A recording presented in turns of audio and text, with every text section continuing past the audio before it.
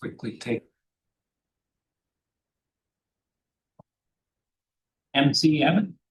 Present. Peter Thompson. Present. Tracy Cameron. Present. Fred Calcineri, our member from Sustainability. Here. Ben D'Antonio. Present. Tom Rooney. Here. And Betsy Blaisdell is traveling. And Kevin Shred is traveling. So, and I'm John Tabor, Chair. From staff, we have Jillian Harris. Peter Rice, Director of Public Works, is here. And we also have Stephanie Seaport. We have some minutes to approve. Has everybody had a chance to read them? Okay. Welcome a motion. I make a motion to approve the May 6th minutes. Okay. Seconded. Okay. All in favor? Aye. Is there a motion for the March 4th minutes? Motion for March 4th. Okay, second. Aye. Okay. All in favor? Aye. Aye. Great, thank you. And thanks, Stephanie, for your comments. Couple of news items. We have in the packet for Monday's council meeting the communication plan around community power and community power rates. We condensed it a little bit into a slide presentation just for efficiency for the council. So I'm going to seek a motion to approve the communication plan recommended by PIEC and see how that goes Monday night. I believe Don Creed is also going to be attending, a consumer advocate. So get a little airtime about community power. As you recall, that communication plan goes through a lot of electronic forms of communication and simple messaging around what the CPC&H rates are compared to Eversource rates, to be transparent and advise people they have the option to move back and forth. And as you guys know from reading Stephanie's communication plan, it's multi-pronged with a lot of different communication channels around that message. We also, Tom Rooney and I were on a call with Peter Rice. One of the committee's items for action out of the last meeting was the New Hampshire Saves rebates from Unitil, 95% rebates. As you recall, they have on something of a speedy timeline. Those need to get in by August, but energy conservation programs can be reimbursed at 95%. So we had a good discussion with Director Rice and your associate. Eric, either Eric Fiedler or Ronnie Amakowski? It's Ronnie. Ronnie, yeah. Yeah, Ronnie. So that's in progress. And those are the big things. I also sent out a 3-pager from Henry Herndon from the coalition. We can talk about that later, but I thought it was an interesting look ahead at the rate setting that'll happen in July. So we are fortunate tonight to have Peter Rice here. And as you recall, we had the EEI presentation early on when they started to look at the energy audits. I just remember their person shaking their head, talking about City Hall, saying that's a hard building. But that work is completed, so Peter's gonna brief us a little bit on what we had, and I enclosed a worksheet packet, which I thought was very super informative. So with that, tell us what we got. So if I could first put these things in context, and it kind of ties into the Unitil rebate program as well as Eversource rebate program. For context, the city has used rebate programs pretty aggressively, since I've been with the city, in my experience, and we've successfully done that on a number of really large projects. The wastewater treatment plant's a great example. We got about 150,000 back in rebates.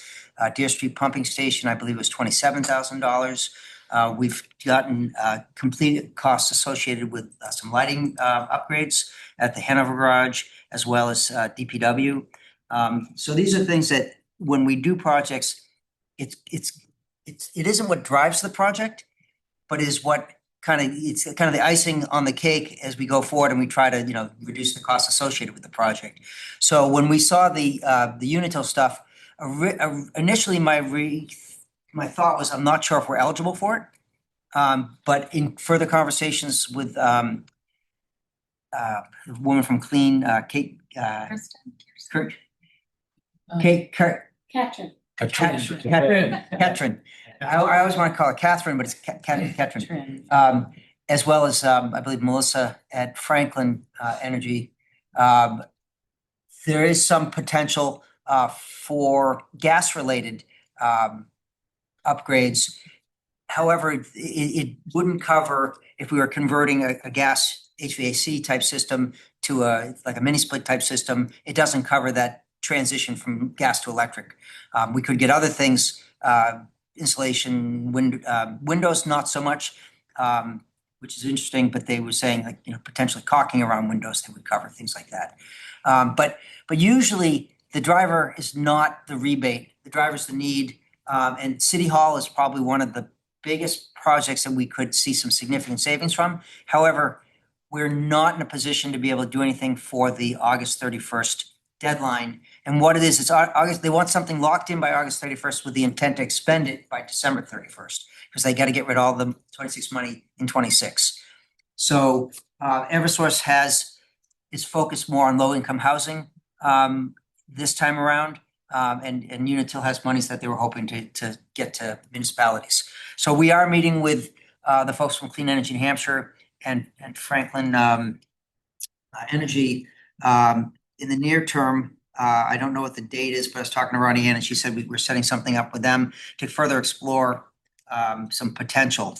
This list of projects could be something that we get there with, but the thing to note as you go through, a lot of these projects are very expensive and really need to be done in the context of a capital program. The grants and rebates and credits and stuff need to be validated.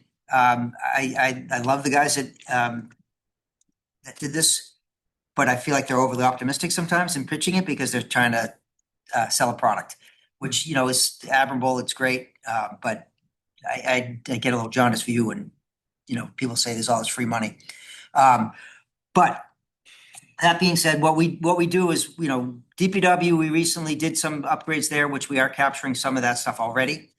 And we aren't planning on doing anything more. We've kind of done our project there. We spent close to $4 million there in this last year, doing a couple major additions. So City Hall is on hold, as I said. And then the other areas that are potentials, Station 1, Station 2, the library is a potential, but again, it's really being driven by capital projects that we need to plan, and for us to be ready to scramble for an August 31st deadline with the intent to have expended by December 31st is we're not sure we're going to be able to do that. So we need to find some discrete project, and that's what our meeting coming up with those folks is going to be. Joe Almeida, our facilities manager, I was hoping for him to be here. He's on vacation this week. So, I'll work with him as well as our facilities operations manager, Mike Merrill, to identify those potential projects. You know, the library does have some antiquated systems, so there might be some controllers or things like that that would be eligible that we could potentially execute in a short turnaround. The community campus has some stuff that could potentially be done, but again, we just completed $1 million plus upgrade there, and we weren't really looking to spend monies on these types of investments. We're looking at a roof there that needs some attention. So that's where the capital monies were going to be going. So I believe you all got a copy of this. Yeah. So if you have any questions specific to it, you know, I can attempt to answer them. And What are the red numbers? the red numbers, the ones that have been highlighted, On the first one, there's exterior site lighting. 500, it's in red. you know, I think that's just a vestige of we were going through and somebody highlighted it. It doesn't, it was not, It says pricing dependent upon final lighting design. Those illustrative numbers that should be revisited later once they're finalized. yeah, that probably is it. You know, when I went through these, the DPW side of things, we'd already locked into what our upgrades were gonna be, so I wasn't thinking we were gonna be spending a lot of money. Yep. And we don't have a lot of exterior lighting at the facility. So and that, those that we did have, a lot of them got replaced with the new addition. There's actually 2 new additions on the facility. Okay. So I'm not sure what that red is. Okay. So, but it didn't jump out at me as being anything I was worried about because I wasn't pursuing it anyway. Fair enough. And pardon if this is a really dumb question, but what does selected yes mean? Selected what? Yes, the checkbox. Oh, selected yes was mean like, we went through all these and we said, what are potential ones that we would want to include? So this was a worksheet to say, you know, we were gonna hold off on the HVAC for fire station, so we didn't check that. All the ones that were checked were included. So we could say, this is really a worksheet, and so what you're seeing is a snapshot of the worksheet that we said, you know, okay, if we select these only, what does that mean? What's the potential paybacks? Because the way these folks work is they want to bundle a project together, and they don't want to just do, you know, one project doesn't get a lot of bang for the buck. They want to do the big nut and say, okay, well, the big nut gives you a total credit of, you know, it's a $10 million project. You're going to get, you know, $2.5 million in grants and rebates, and therefore your savings is this, and then they look at packaging it as a large project. Okay. So this is really, in the spreadsheet itself, we just click it on and off. It gives us the ability to say, okay, if we did just this is what it is. This is the saving. Okay, probably affects maybe that dark blue subtotaling is my guess. Yeah. Yeah. So another dumb question, I guess. This is a pretty comprehensive list of measures, things that could be done.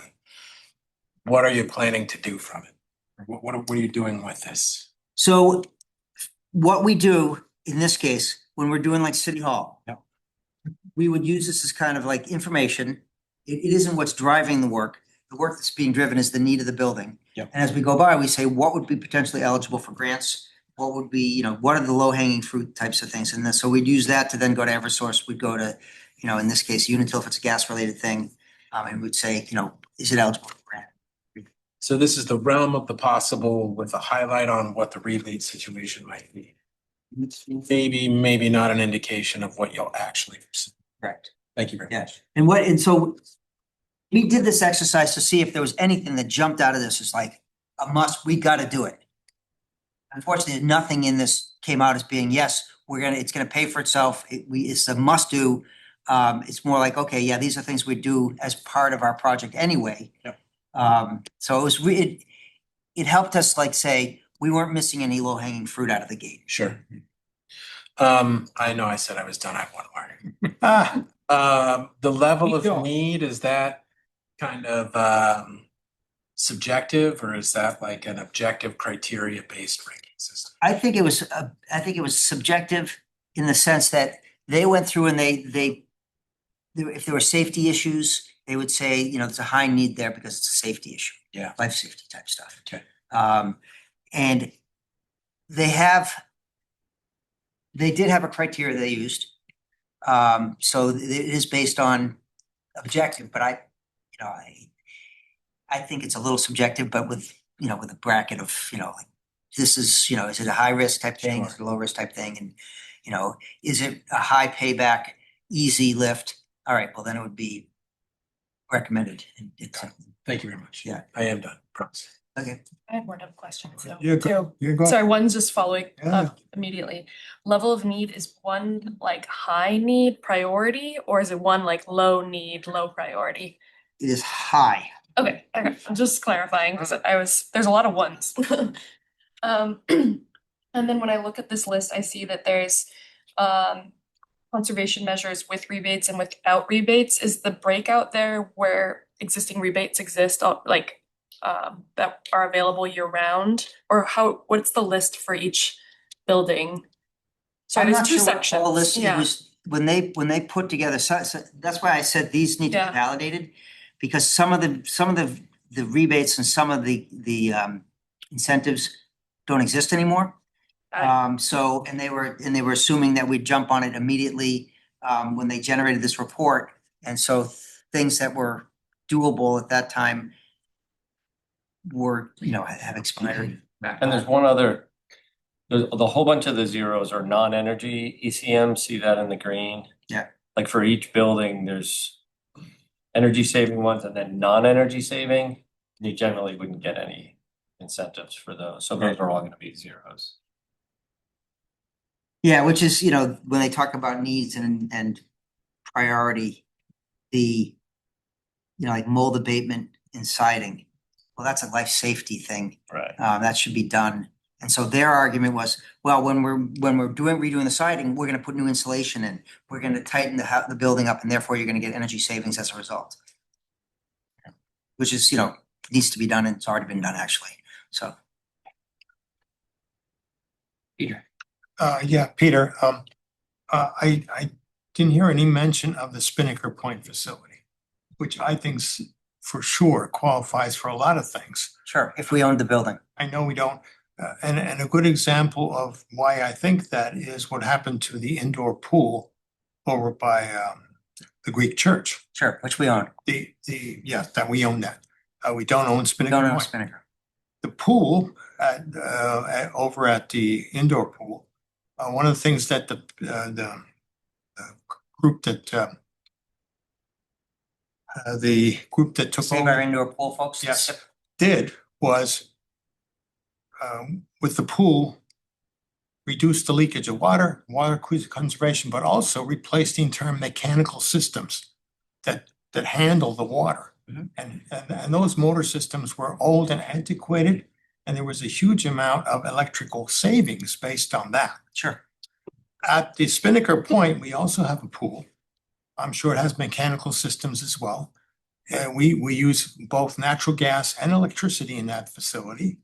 So it seems to me that there must be potential there. Then the indoor track, as you probably know, has issues too with temperature control in the winter and the summer. Meaning in the winter it's cold, in the summer it's hot. Again, using natural gas and electricity, it seems to me those are potentially low-hanging fruit, in my opinion. So I would agree if we owned the building. We don't own the building. We have 5 years left on a 30-year lease. Right. And it's, it is a topic that needs to be discussed Yeah. at a council level. Yeah. There's significant investments that are needed in that facility. And frankly, it is not configured or built or designed to be a modern, energy efficient building. In my opinion, if the city owned it, I would recommend knocking it down and starting again. It is a very difficult building. You are very optimistic if you think that this city is gonna build a swimming pool and an indoor track anywhere. I'm It's just not gonna- saying, This is the premier senior facility in the city. There is no Peter, replacement. we don't own the building. I know we There's don't own it. millions of dollars of investment that need to be put into that building. And if you're gonna spend millions of dollars on a building that you don't own, there's a first of all, you can't bond it unless you have a 20-year agreement. I'm not talking bonding. I'm Yeah, talking where are you about gonna get millions of replacing- dollars to do it? I'm talking about replacing systems like, So you and I have had this conversation before. I know we are. I think we can discuss this more later. I am Well, my point is, we that we're don't not own gonna it. make investments into that building unless we. I've heard that own argument, it. but you have 5 years that you're gonna be making investments in it because you have to fix everything when it breaks, and it breaks constantly. I think we're having a conversation that we're in a repeat cycle here. Well, I don't think it's a repeat cycle. I think it's a fact that there's nothing being done over there think because it's- we don't own it. Sure, it's a policy decision. And my recommendations to the policymakers is that before you go spending millions of dollars on a facility you don't own, you need to have a clear, Not title of supporting ownership. millions of dollars. I'm supporting getting as much rebates and energy efficiency out of it from the utilities Sure. as possible. Sure, but you can't get monies on a building you don't own. Yes, you can. I talked to the utilities. They would do Right, it so- just as much to anybody who leases something as versus owning it. That's not an issue. That won't be a problem. Okay. You know, from a council perspective, the lease is up in 5 years. We're gonna have to decide what to do with that facility. You know, can you add on to the community campus? Can you reconfigure the community campus? Could you put a gym in the senior center? With a pool, with an indoor track? I know just there's about 1,600 members, 460 from out of town, the rest are local. It is beloved by senior citizens. Pickleball? Yeah, and it's got people. But we're, do we renew the lease? Do we take a different approach? No, That's you have to go back to our recreation needs analysis for the city. which said that we need 2 indoor aquatic facilities. We only have 1 that we own. That was the needs. We have. The needs assessment told us that. Yeah. And So we're we not needed listening 2 to it. hockey rinks. We're not listening to it. But to your So we needed 2 hockey rinks too. point that are there New Hampshire saves monies that we can get 95% rebates, say for control systems, Yeah, for the that's what I'm talking HVAC or LED lighting, or something like that? Great. I agree. That's what I'm talking about. I'm not talking about huge investments. I'm talking about what we can get from the utilities. Sure, and in order to get the money, you have to spend the money. And what I'm saying is that we don't have capital money allocated to those things. So we're not gonna be doing that, taking money from other areas that are needed because we don't own that building. So we're not gonna be spending capital monies on facilities that are not as high a priority as other If a buildings. compressor breaks over there, you're gonna replace it. Sure, that's a compressor. But you can get replacement for 95% of that. So why wouldn't you take it now? No, because it's not electric. The 95% is just gas. Gas. Well, yeah, but we have both. We have gas and electric. Right, but Eversource has been focusing on municipality, But unit, utilities. I was told that they're doing the same that the Unitil people. They're not doing the 95 cents. I talked to them, I talked to New Hampshire today. And she said, no, they're focused on giving incentives to low income housing. Yeah. And that their rebates are not, it's on equipment, it's not on the whole installation. So, I mean, I started the discussion by saying we've used the Eversource electric rebate Yes. effectively. We got $150,000 for the Yes, treatment. I heard you. We've gotten 27,000 for Deer Street. We use this on a regular basis. We realize that when there's an opportunity, we take advantage of it. It's not what drives the work we do. Get it. But isn't the pool being heated by gas? It is. So there you go. That's Unitil. Right, but if the system's working, why would you replace it? Because you make it more efficient and they'll pay for that. They won't pay for all of it, Peter. The second you touch it, it becomes code compliance issue, and then you have to do all the things to upgrade it to code. It is not as simple as just doing it. Okay. It Try demolishing it and replacing it. I It's wouldn't, harder. that's right. Why would I do that if we No, don't have to? If it it's still much works? harder to do. Yeah, if it still works, we don't do it. Tracy, Peter, it sounds like these rebates come up kind of frequently, like every year. Is this, I'm not. Yeah, it's familiar- they're existing programs. And I know so when New Hampshire projects- States, but this sort of bulk money at the end of the year, is that unusual? This is the 95% is. And my understanding is that Unitil, for some reason, had excess monies that they needed to expend. yeah, they didn't spend it. Yeah. The program's gonna change January 1st. So And that's. everybody's unsure of what's gonna happen.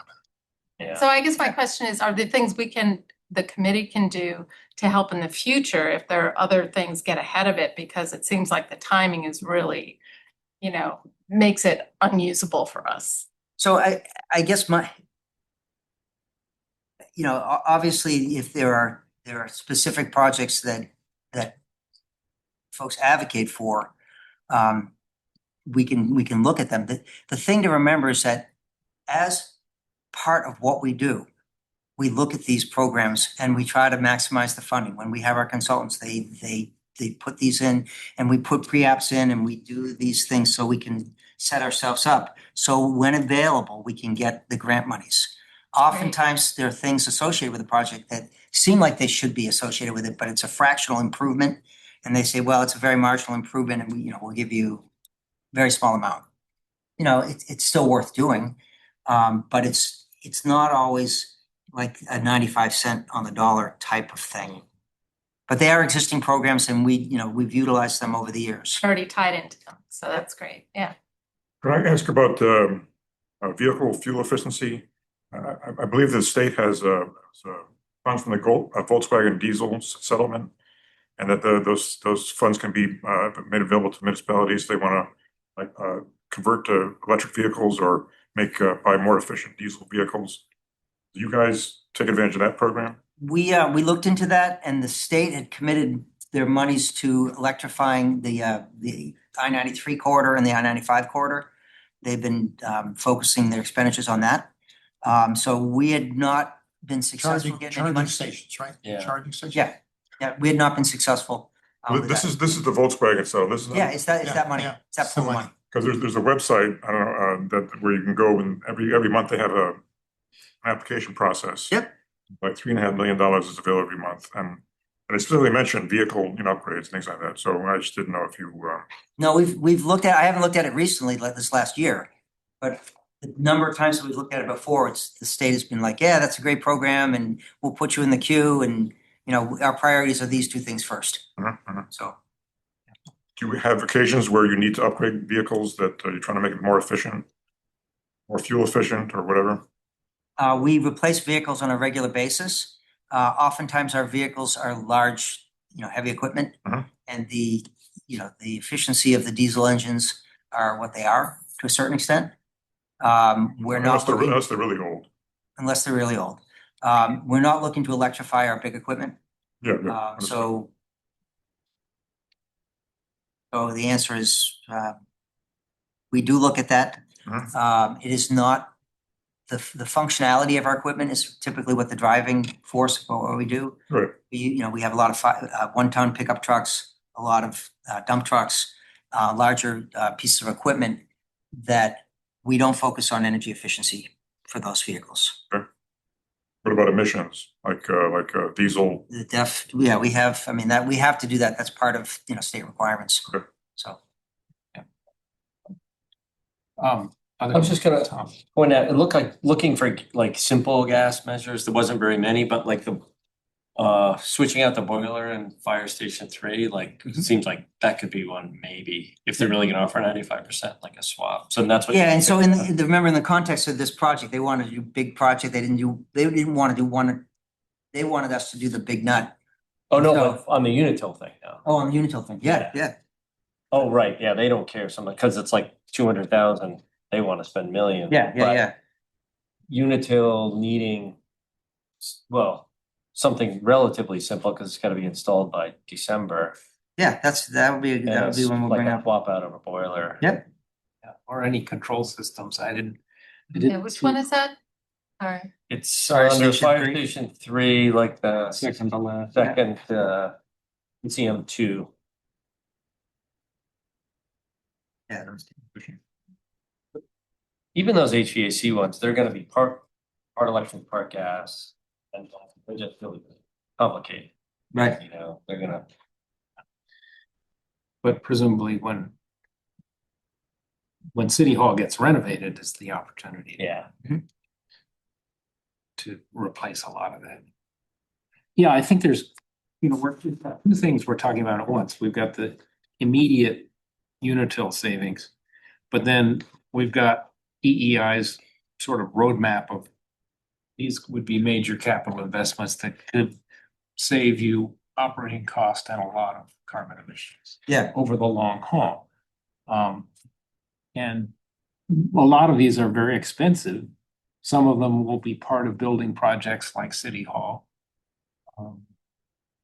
And so I think it's helpful, Tom, to look at, like, you picked up some things that are near term, maybe for the Unitil Right, that's what I was stuff. thinking, sure. cause there's not a lot of like big gas stuff that isn't like building wide. Yeah, I mean, DPW has some large gas stuff, but they're very expensive. Yeah. The ones we are looking at and we are pursuing is the rooftop solar at the DPW facility. We're in the process of putting together an RFP for that.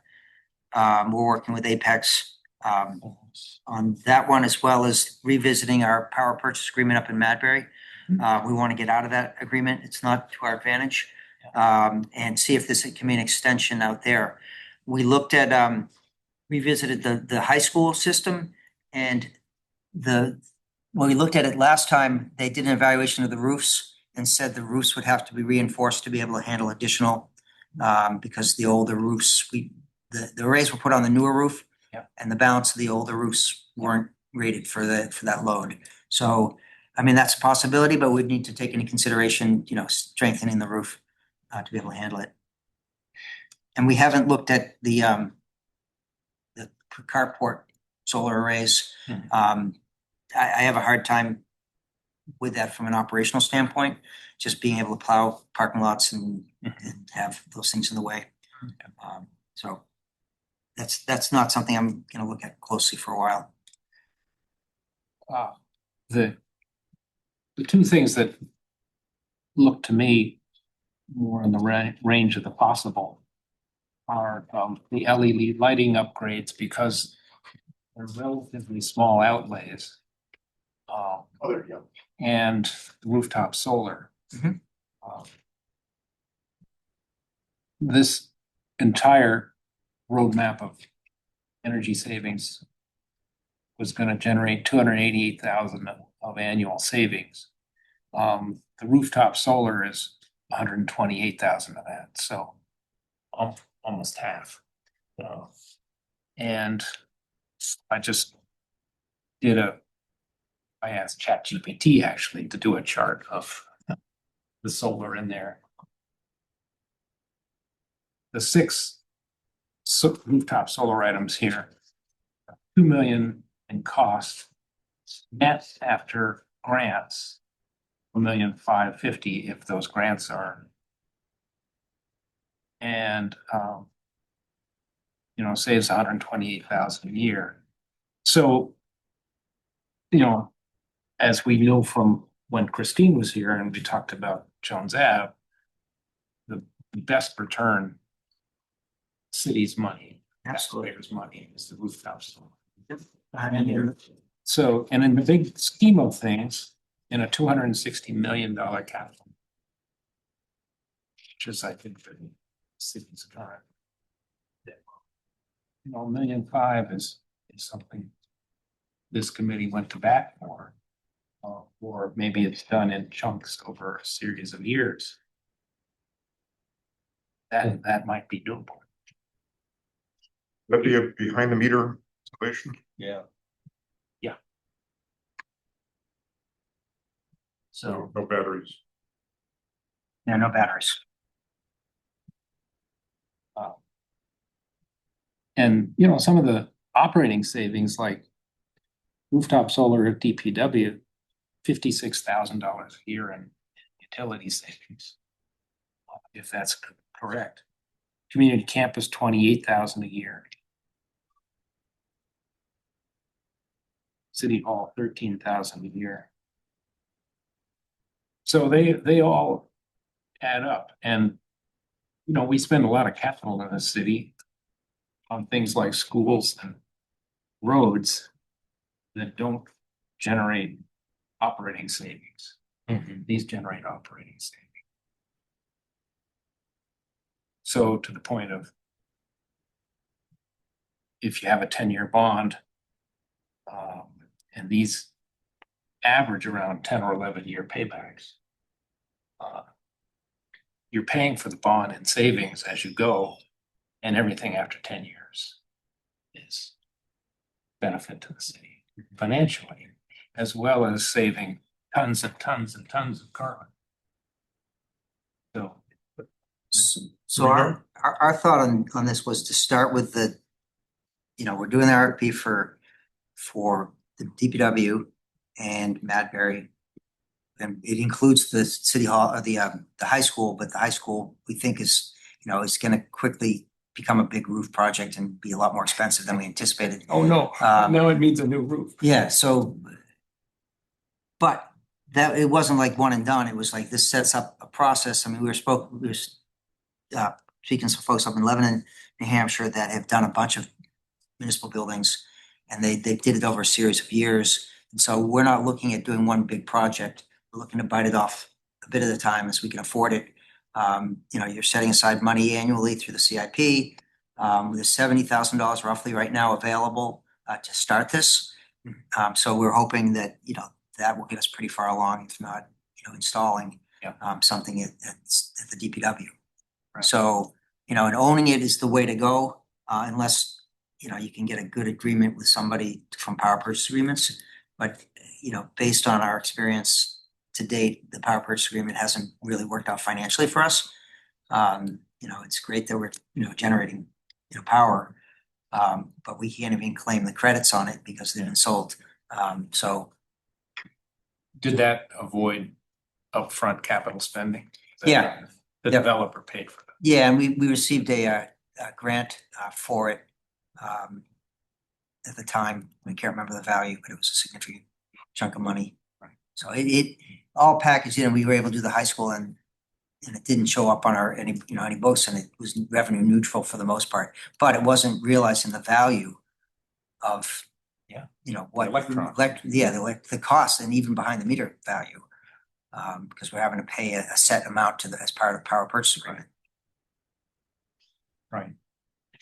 I just, as counselors, we see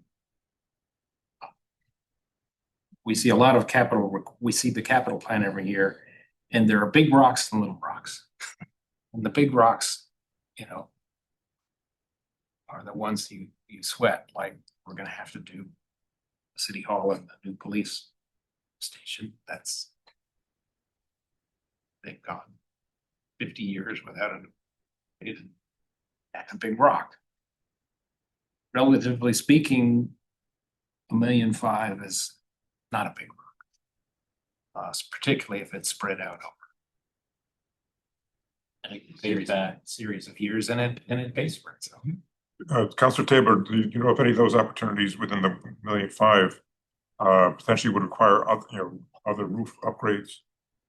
Do not. All I know is they were recommended by EEI.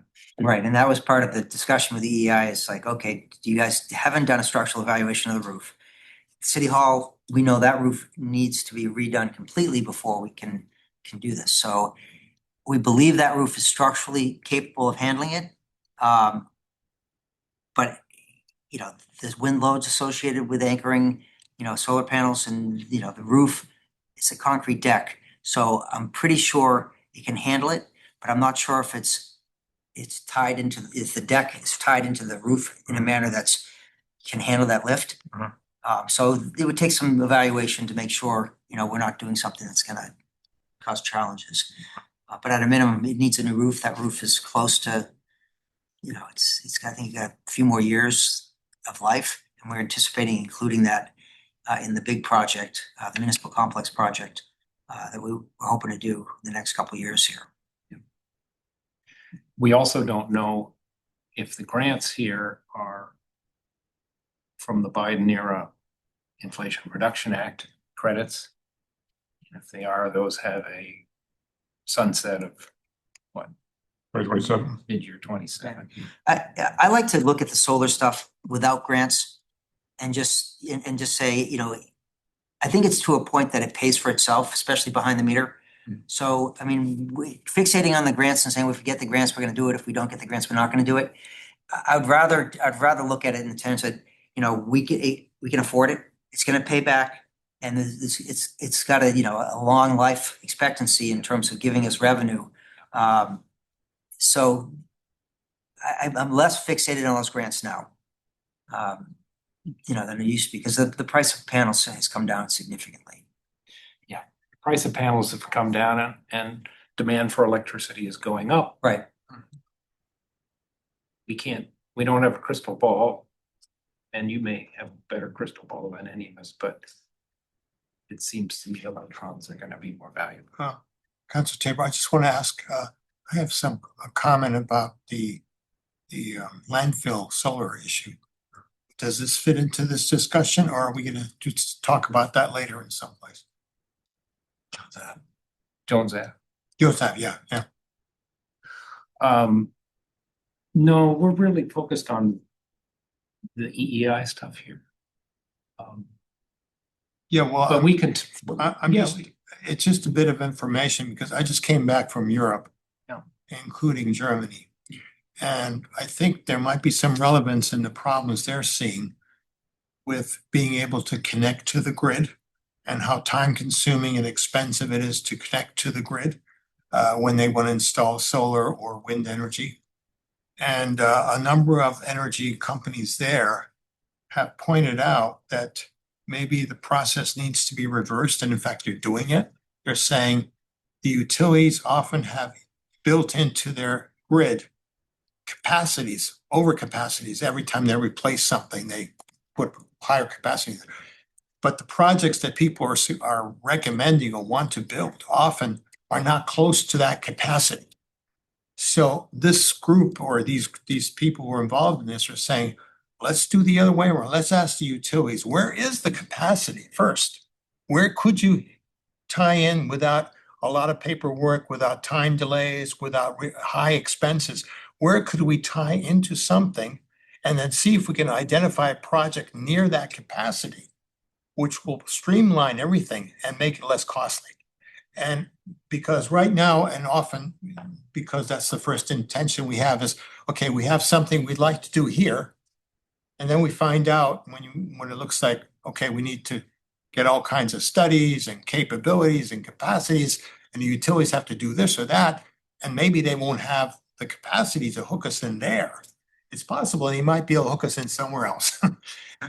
So what they've been doing in Germany now more and more is they're trying to identify with cooperation of the utilities, where do you have the capacity already built in? Let's say a farming community that wants to create wind turbines or solar in an area where there's already infrastructure there with capacity, and it makes it very streamlined and be able to connect there. So I'm just bringing this up because I know we ran into this problem looking at what would happen if we wanted to do something on Jones Ave. And obviously it's a pretty tedious process and maybe costly. And maybe there is other places in Portsmouth that may have the capacity to do more if we can get there. Okay, so that's just what I wanted to contribute because they have similar problems than we do.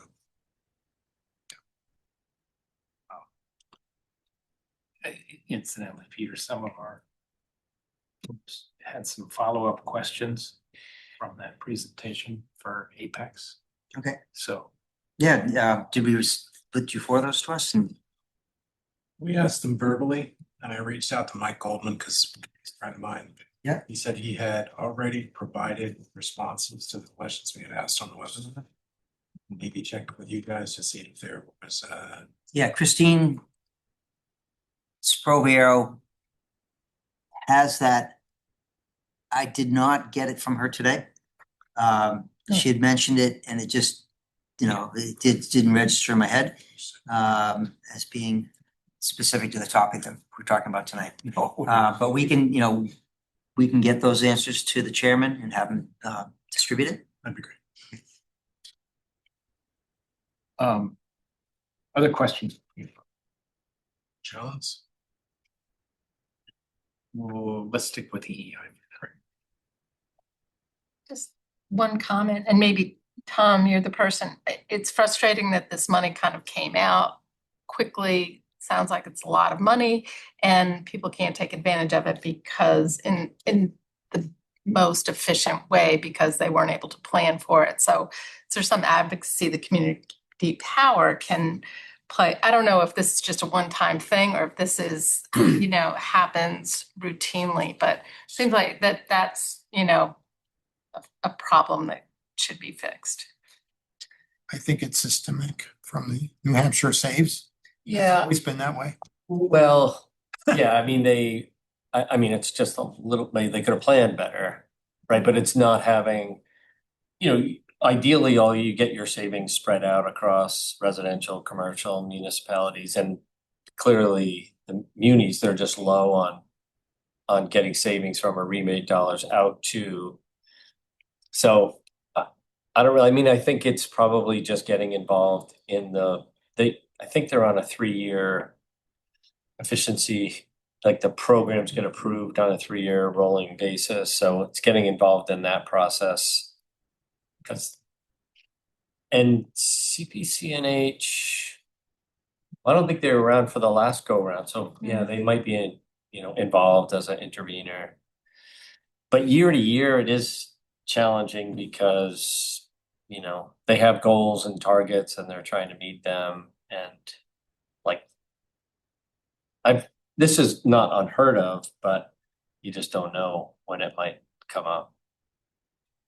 Well, I've always heard from the utilities when I was in the legislature that basically halfway through the year, they run out of money from the New Hampshire Saves program. So if you have some project that you want to do, you got to start in the beginning of the year because by the time August 1st comes around, they run out of money. Well, that is. They tell you, you got to wait till next January to apply for your next. But municipalities and low income are traditionally well underserved. No, they're just hard to get money out to for, because they have to plan differently. Yeah. So, right, commercial projects like a small commercial, they sell out almost immediately.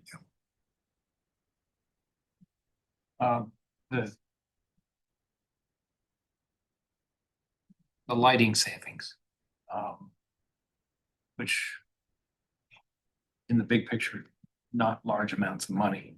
Do we have any program for pricing as we go to put LEDs in?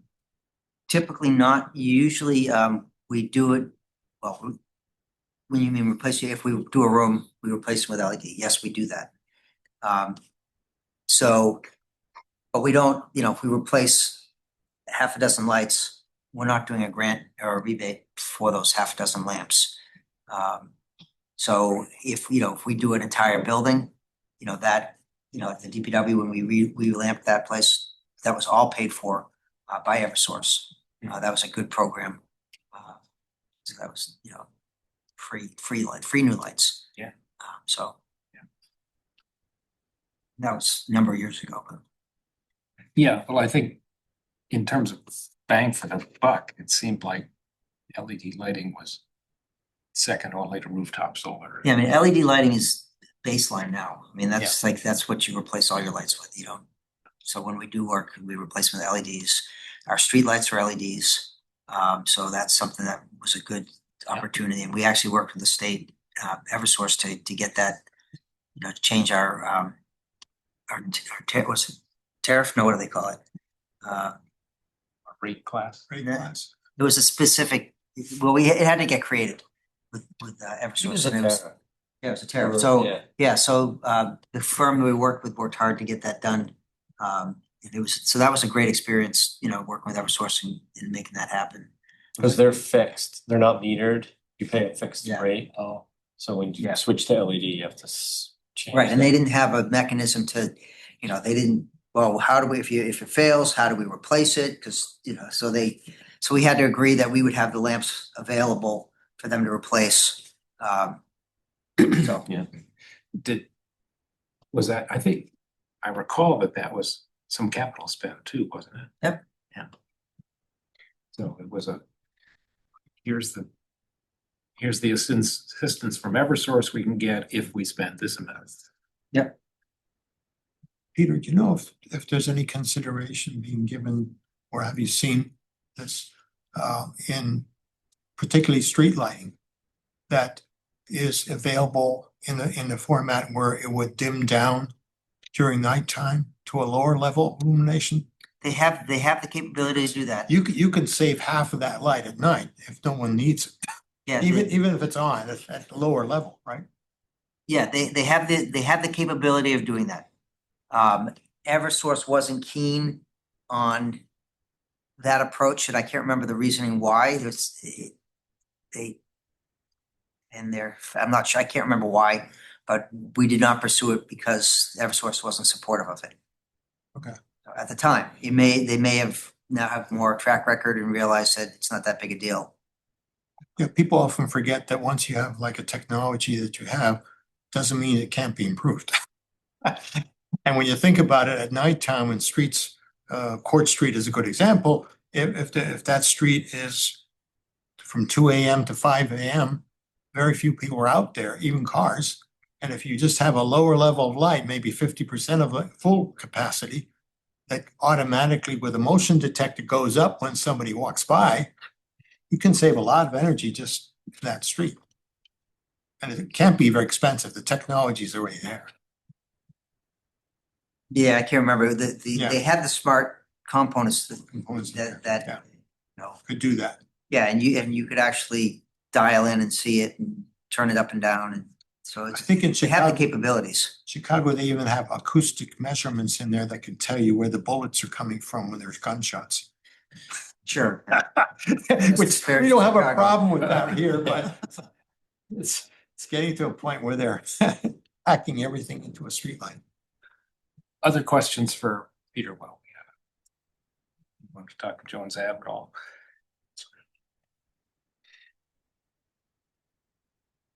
Well, thank you for coming, Sure. giving us a look at this. It was fun to have their first presentation to us, what they were gonna do, and now we see their work product. And if you get favorable opportunities to use grants, use New Hampshire Saves or anything like that, and you need committee recommendation from us for some capital spend to make it happen. Here for that. Sure. We'll report back to Jillian, you know, what the result of the meeting is and appreciate the, you know, identifying the low hanging stuff. yeah. So we'll go through that list again and we'll sit down with them and see, you know, what can we achieve in the near term and then and report back. Yeah, and And as well as the comments that Apex, the answers to those questions. right. I think some of our committee folks would like to have further conversation with Apex. I'll talk to Karen about that. See what she thinks. Remember Apex is a consultant. Yeah. And so, you know, their time is expense and we don't have budgets to have them answering. That's why I You know, said I would talk to so- Karen. But, you know, I imagine some amount of follow-up question and answer as part of their package. We'll see. Sure. Well, maybe because they didn't have their financial guy at the meeting. Yeah. They kind of owe that to us to have Yeah, a that's financial right. person. Any conversation. Yeah. I appreciate you. When you say owe us, we have had financial people involved in meetings. They don't necessarily owe the committee anything beyond the scope of work that was provided to us and that we paid for. So, you know, we will ask if that is available and they have that scope available still. They may tell us that, you know, they don't have budget left for that, but they'd be willing to do it for Or they may additional not. money. Or they might say, okay, we'll do it. No, if they say great, you know, that's super. Yeah. So But I just want to be clear that Understood. I don't want to have the expectation that yes, they'll be able to do, you know, jump up and do that. I want to confirm that they have money to do that. So would you like, if monies are available, would you prefer Ben to have a verbal interaction and get, you know, the financial folks can come and answer those questions in person if available? We'll come back to you with a proposal. Not asking for anything right now. Good answer. You don't want the You answer. asking? Well, I guess, you know, Because here's what I'm thinking. yeah, They did a pro forma analysis. They're not gonna give us the discounted cash flow worksheet. And I know that they bill by the hour. I actually know what their rates are. Yeah. So I think that the way that they did the analysis was likely responsive to the scope of work, and that's great. Yeah. But it's not clear whether group net metering was considered in the way that they structured their analysis. It's not clear whether there were other scenarios that could When you be. say group net metering, like community net metering, like that, the virtual net metering. I understand that the 2.2 megawatts is what will fit in that spot. And we looked at a couple of scenarios, one where we go overhead, directly connect to the feeder, et cetera. But we were told by Apex that that wouldn't be eligible entirely for net metering because it's over the load of the facility nearby or whatnot. I don't know. If I'm I not sure understand. that's a good question. I don't believe that was the way they looked at it. So, because I thought that was one of the scenarios was, I understood as community net metering, which was the entire community. Could you net meter throughout that? And it'd be, I think it's like a virtual net metering. Right. And I was under the impression they had looked at that scenario. So, but it's a good, if you ask that It question, wasn't clear to us. okay, I mean, Yeah. it's worth getting that clarified. And that was one of the questions I asked them verbally on the call was, is this a virtual net metering situation? Is that an opportunity here? And just looking at the regulations very quickly, it looks like up to 5 kilowatts of political subdivision, aka the municipality, could Right. in theory pool together its load at various locations. Yeah. And if that facility can provide 2.2 megawatts, why are we limiting what can interconnect based on a net metering rate? Sure, and that was our understanding as well. So it's worth asking a clarifying question. Right. And part of the reason why I didn't come back with a litany of interrogatories was because I know that I know how the business works. That's right. And so my thought was, we get some clarity, find out what we can, and then perhaps take just the general parameters of the project. 2.2 megawatts, roughly $4 million capital outlay. And I was thinking that maybe some of us in the committee could do a couple of scenarios around project finance just to try to further elaborate on the conversation about, what the profitability of this is. Sure. I think there was also consideration around, expiration of tax credits. What if they come back? Was that part of the scenario analysis? So that's all. Yeah, I when we looked at it, I thought that they, I asked them not to include, in one scenario, don't include the tax credits and see if it becomes cost effective. Yeah. And I thought based on their evaluation that it was cost effective even without the tax credits. So that's why I was like, let's not jam it through on the timeline that we don't believe we can meet given the permitting requirements and be totally anxious and, just let's do it right and take the time, given the process we have to go through. So it sounds like, I do have additional monies. We have $70,000 available. So if the desire is to drill down deeper, I wanted to do an amendment with them anyway to look at the buyout of Madbury. Okay. And, so if there's additional scope for review that you'd be interested in, we could do a contract amendment to get that additional work. Appreciate that. So, Yeah, and if we could do virtual net metering, then we can tap in at Jones Ave off Incinerator Road and avoid the wetlands permits and everything. The baseball field and the whole deal. Baseball field. Yeah. All that. We'd also kind of wondered not just about like the overall metrics like NPV and internal rate of return and things like that, which I think we saw some of. We're also interested in what the cash flow situation would be. yeah, I had the same question. Yeah, at what point is this, Yeah. cash flow positive? Because there's Yeah. CapEx and there's OpEx and it's good. to Yeah, talk and about. the way it's presented, it's yes, from a finance person type of thing, yes, it makes sense, but from my perspective, I like to see cash flow and it's like, when is that payback based on the cash flow? Sure. Or when do we break even from, it costs us X per year capital and interest, versus the savings we've made, so eventually the two come together. Yeah. So. And was it just the slides that they provided? Was there any other deliverable? Did they do a written report? Was there a workbook? Was there anything? There was some written report associated with it, so. Yeah, I think we'd be interested in seeing if there was any additional information to mine out of that to the extent that your office was comfortable sharing that. All right, well, let me look at that. I mean, it's public information, obviously, so if somebody said, hey, we want a right to know, we'd have to give it up. Sure. But, you know, I want to make sure it's one thing to say, yeah, we're going to give it up. It's working documents aren't necessarily releasable per se. I want to make sure they're polished to the point where it's appropriate to release it. Absolutely. Include all the disclaimers and Yeah. context that are appropriate. Absolutely. So maybe it's see what we've got, see what else there is there, see what maybe some of us can perhaps supplement in terms of considering some of the financial parameters.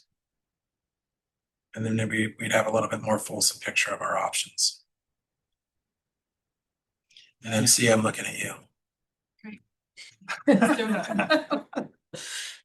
Yeah, you guys can team up on that. Yeah, Project finance, group net metering, the whole deal. sounds fun. Great. I know you love it. And Betsy Blaisdell also talked about additional off-takers for the power, which was an intriguing. Like creating a microgrid. I think she maybe thought that there may be some innovative financing concepts, like if we don't want to come up with the 4 million, but we're able to kind of figure out a deal where there's some kind of PPA in place and we can find some off takers, maybe that can help capitalize the approach. Right, But- or create a special purpose vehicle which can take public funds and private funds. Yeah, I don't know if that's compatible with a municipal net metering opportunity or not, but you know, that was the question. And you know, it's, bear in mind, we are a municipality that has physical constraints as well as staffing constraints. When you have the resources to explore those things and have people assigned to those things to be able to do that, you can explore more in depth and create those things. We are being asked on a regular basis to do more with less. We're being asked, you know, come Monday, to potentially, you know, look at restricting, you know, staffing in addition to what's already been done. So when, you know, these are things that, you know, we all want to do. It's just a matter of, you know, having the bandwidth and, you know, resources to do them. So, you know, it comes down to anything we do now is like taking away from things, you know, and we have baseline work we have to do. So. Absolutely, and that's why maybe we thought perhaps we could be some staff augmentation for you. And that's a creative solution. There's two things that I would point out. One, statutory authorization for the committee, you know, and there were volunteer committee that potentially could be committing the city to obligations and expenditures. So it's doable. It's a matter of, you know, making it clear. Understood. Clear lines of responsibility, clear lines of, you know, if you have like a building committees have financial obligations for the folks that are on those committees. And you know, you can be liable for decisions that get made. So, you know, how do you structure this so that, you know, your immunity is covered, you know, city insurance and immunity covers you. So it's an interesting concept. And you know, when we were first talking about this, microgrid was something that, you know, I thought would be something that'd be really cool to explore. There's a condo association right by the area. There's what, a couple hundred units there. Wouldn't it be cool to just do a small grid and, you know, but, you know, it quickly turns into, you know, is it a municipal grid? Is it a, you know, who owns it? How do you structure it?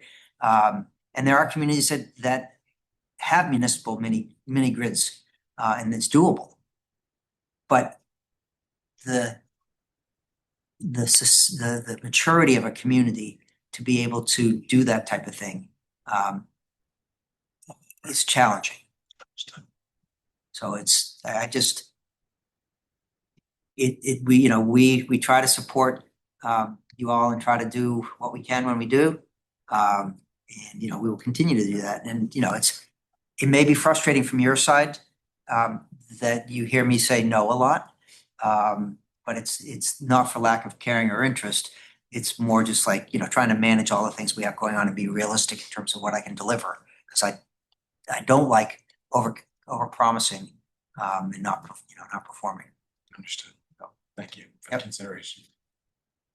Confucius says if you go to your neighbor and constantly ask for a bowl of sugar, you're in the wrong. But if the neighbor gives you his last bowl of sugar, he's in the wrong. I have to think about that one. I'm having a hard time with that one. I would have thought rice, but Yeah, it probably is rice. This is great. Thank you very much. And I will also say, in this budget, Peter and his department have delivered unbelievable efficiencies. They are doing more with less. So Yeah, really appreciate it. Very fortunate to have some great staff. Specifically our special services group, which do computer integration, electrical, instrumentation. They've done a real lot of stuff, saved the city, millions of dollars, which has been great. So the key is keeping them because they can go make a lot more money elsewhere. thanks for this. Yeah, thank you, Yeah, Peter. Appreciate Yeah, your good time. to see you all. Enjoy the evening. It's spring. Feels good. Yeah, Yeah. it's here. All right, bye-bye. Short scooter ride. Bye-bye.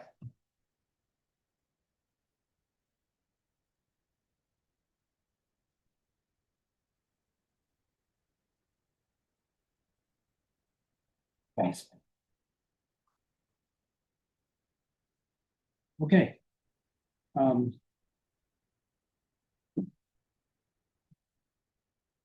Priorities, let's see, we did our piece that you saw in the minutes. And all of us what came to the top was educating the community on ways to save energy. So I thought that's something we should earmark for maybe the next meeting. Bring thoughts on that. I was noticing, for example, Exeter has a quarterly power hour, a library where they gather people and they have presentations for citizens on what they can do to conserve energy. Are there videos we could do? Are there, whatever. So be thinking about that for the next meeting. Do a little brainstorming on that. And other thoughts and ideas out of the list that we made and priorities that we set. We had assisting and looking at solar, and I think we just had a pretty meaty discussion about that. Continuing work on that.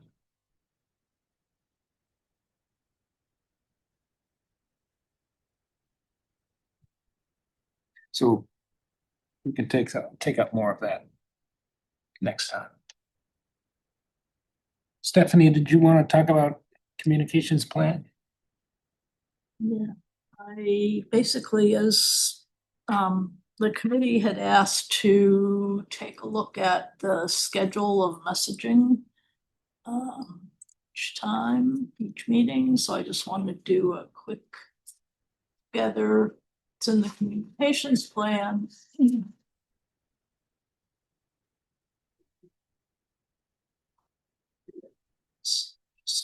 Share.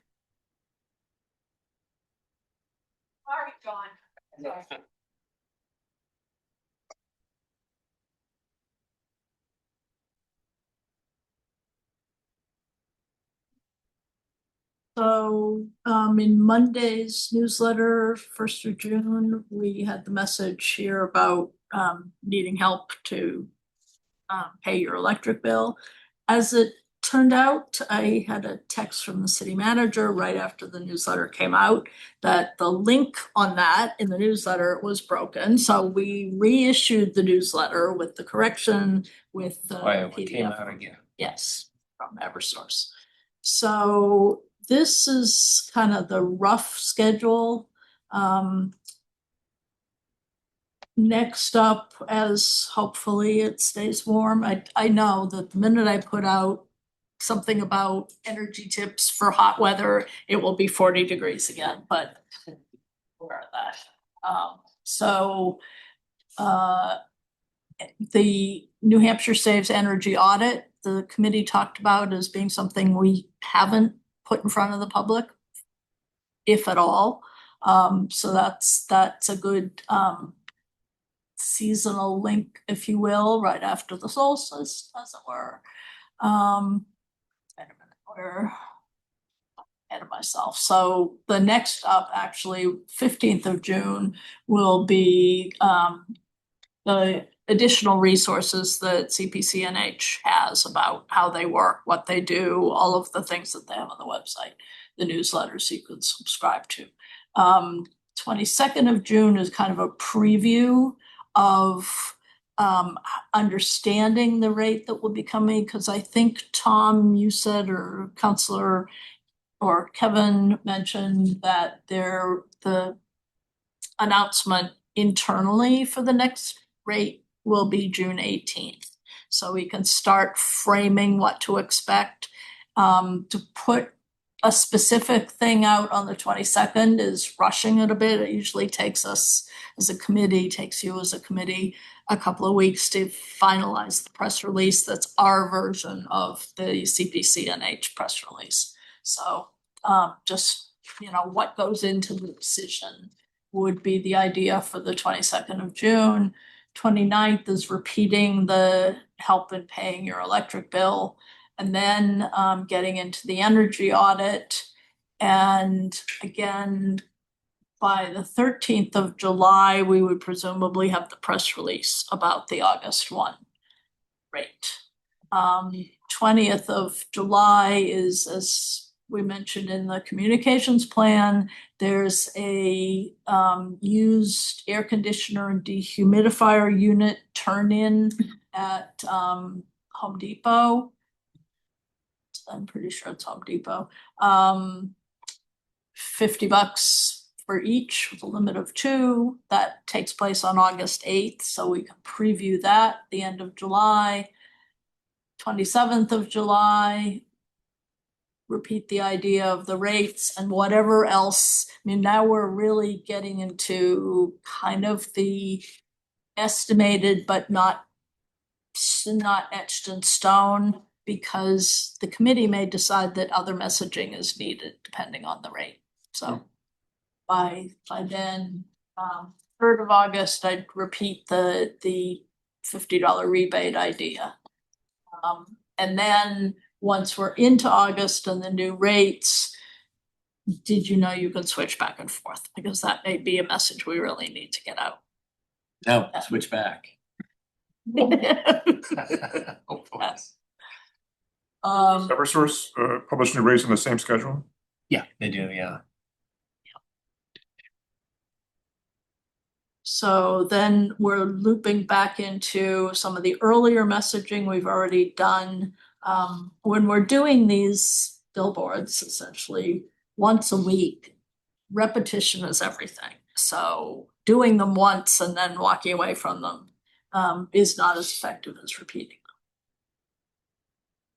them. Again, the switching back and forth, maybe helping to pay for the bills, depending on what seasonal adjustments with air conditioning and whatever. So that's where we're going. But as I say, anything beyond the end of June is really speculative.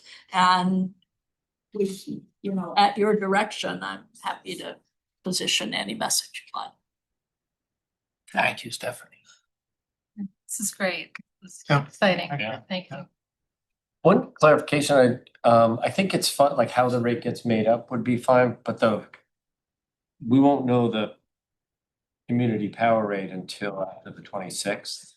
Is it the 26th? Yeah, that's the day that we would vote on it. Not the 18th. Right, I'm not sure what the 18th we might know the Eversource rate by then. Okay. That might have been, it's what this date is. Well, obviously the message will be a reflection of reality. Yeah.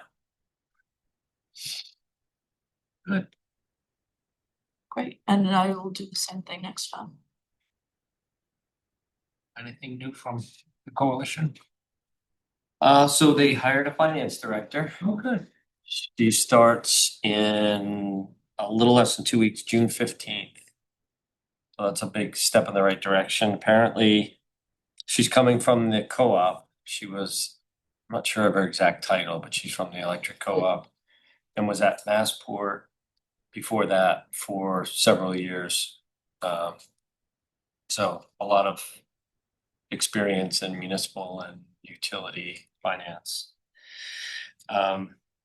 And the other really important one is the director of power operations, who they're interviewing and they're thinking they may have someone by July. So probably hear a little bit more about that tomorrow. And then you passed around, Yes, Henry's yeah, sent that to all the members. yep. And I think that one of the things in there was just the extent of the under collection from Eversource kind of points to their needing to make some of that up next time around. Yep. And then 26th is when, so did you say the 18th? I don't know the exact date. Was that what the minute said, that the 18th is? Oh, this document that you shared with us, that's what it says. There's page 1 has a table on it. Oh, is the 18th when? 18th, Eversource default supplier proposal submitted for PUC approval, the last of 3 PUC regulated electric distribution Okay. utilities. Yeah, so that's when we would know, should know what the August 1st Eversource rate would be. And then roughly a week later, CPC and H would have their rate. Presuming it's unchanged by the PUC. Eversource, right, they would, submit it and they could come back. Does that ever happen? I mean, with the under collection stuff, I mean, it could. It could. And there A was lot an of issue. states are freezing or attempting to freeze rate increases due to the affordability crisis and also political cycles. So we are seeing some utilities either not file a rate case or think about other ways of not necessarily recollecting the full amount that they would have collected from in order to control costs. So we could see, I know that the analysis expects there's a huge under collection for Eversource, but there could be, I don't know what the politics of the state are in the state office, that there could be a conversation around like not necessarily presenting the full recollection as part of the next rate set. I don't know. Yeah. And that could be a reason. So there is a precedent. It's happening right now. Yeah. Yeah, they might want to spread it over 12 months. I think that's mostly for delivery, not supply costs. So supply costs might be a separate issue, but there's just a lot of political pressure right now to control rate increases on both sides of the bill.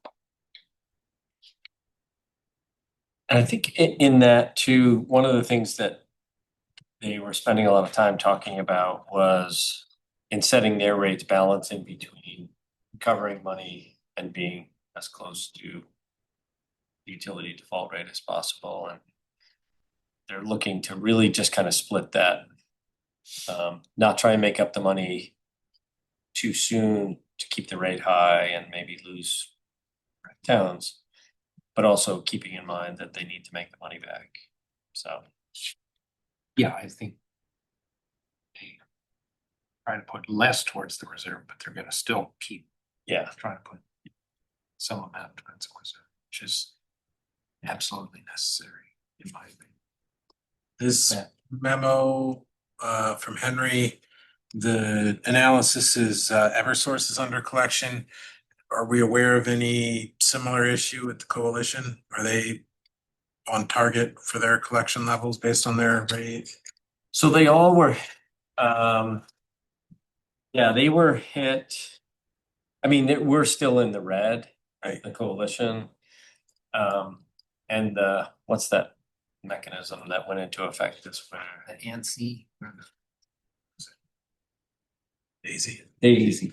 Yeah, I guess a lot of the coalition was, well, some of the hit was due to that with them, but not as bad as it hit Eversource and some of the utilities. So, yeah, they had under collections, but they were relatively low.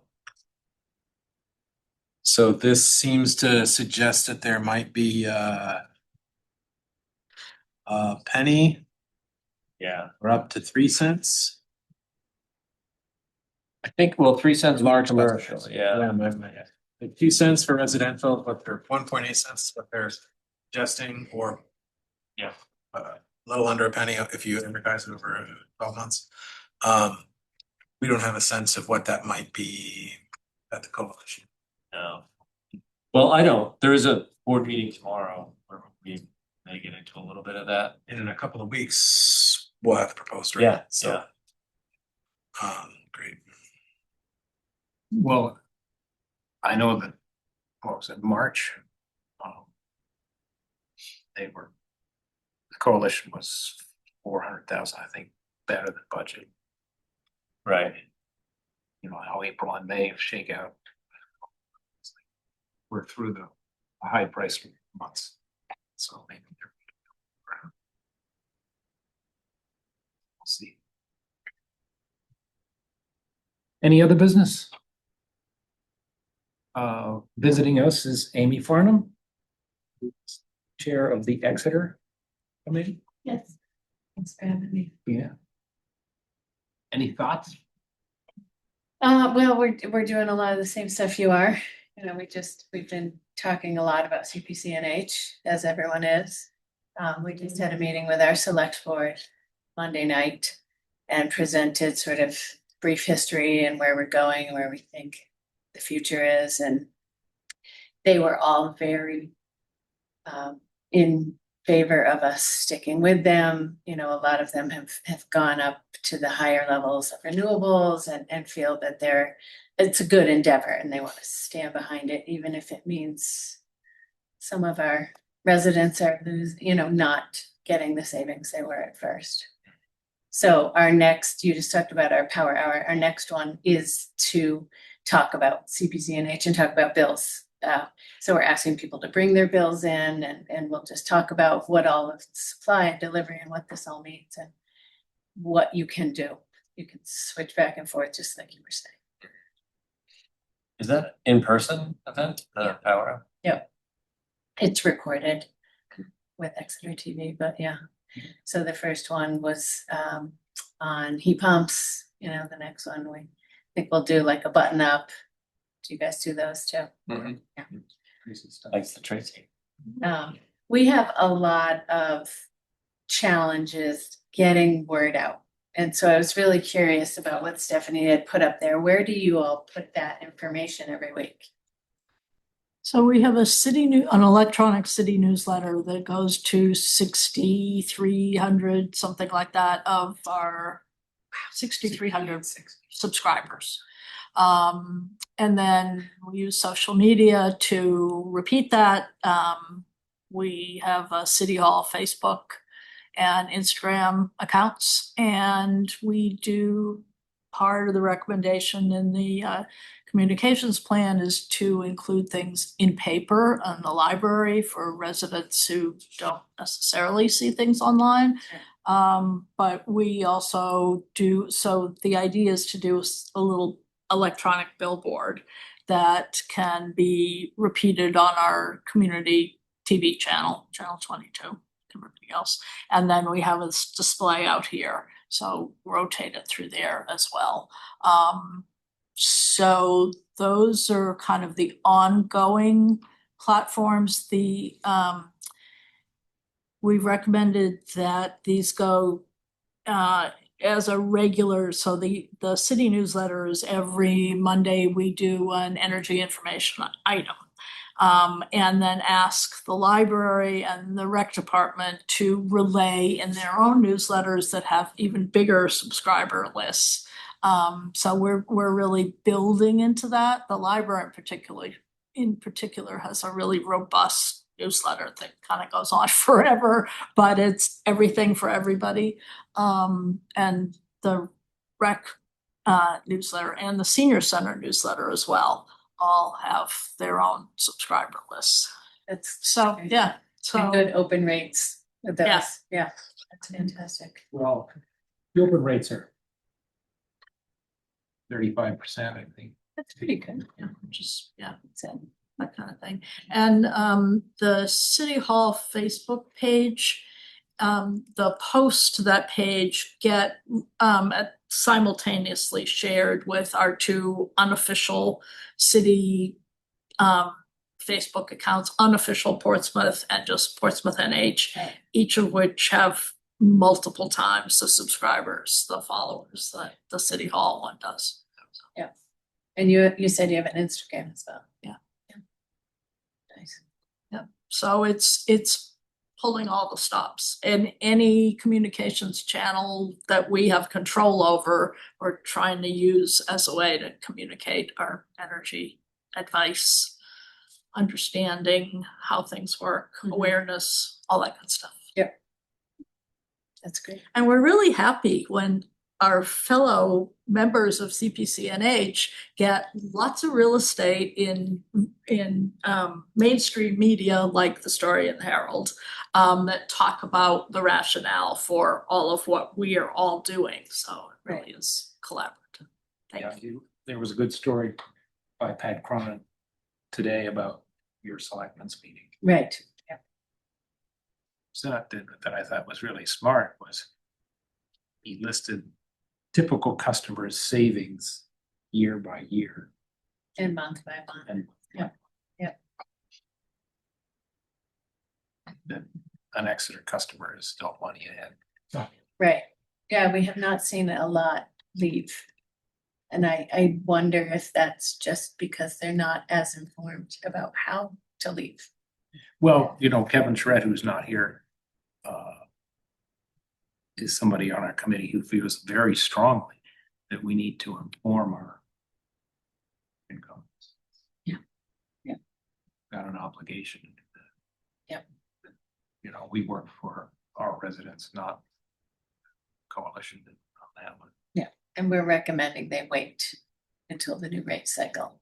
Yeah. Because there's a different rate each month. Okay, well, thanks for coming. Thanks for having me. Is your solar array at the sewer plant working? It's working well. Yep. Nice. Well, at the landfill. At the land. Yeah, that's where the big one is. Yeah. Yeah. Yeah. Had some issues at first, but now it's cranking right along. How much power?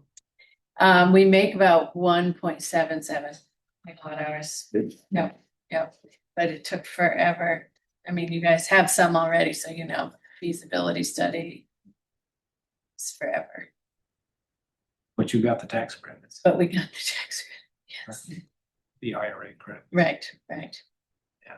And we have the same offer with Unitil. So Unitil's our electric provider that you were just all talking about with Eversource. So this sort of like hurry up and use all this money. So that's what we're working on too. Yeah. Interesting. You can do it with electric, right? Right. Yeah. Yeah, you're in Unitil's Right. catchment area. Yeah. Do you know what their under collections look like? I don't know specifically, but enough that we, think that they'll come in trying to make some of that up.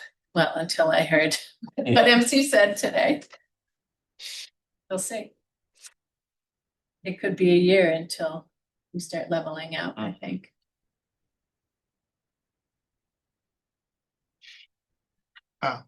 Peter? Just one question. I opened my hard copy of the Herald today to hear about the Margis solar panels. I haven't read that yet.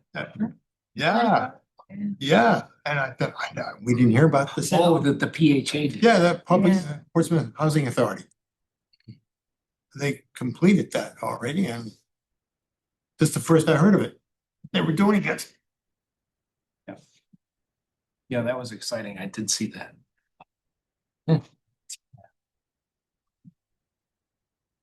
There's a lot of planning for Sherburne and that project Yeah. to include solar. And it's a straight dollars and cents proposition for PHA. Reduces their energy costs so they can have lower rents. Well, I would appreciate if we had a chance to hear from Craig Welsh about how they did it. And what their process was and how complicated or not that was. I thought we would have heard about that long before it's installed. It's up and running already. So. Anyway, Yeah, thank you, Peter. Anybody on public comments, Stephanie? No public to comment. Gotta get our ratings up. Communications plan. Anything else for the good of the effort? Thank you all. Thank you. Let's have a motion to it. Motion that we. Seconded. All in favor? Aye. Are we meeting in July? That's last Yes, we are. I think so. Okay. Yes. I don't know. Go on. Thank you.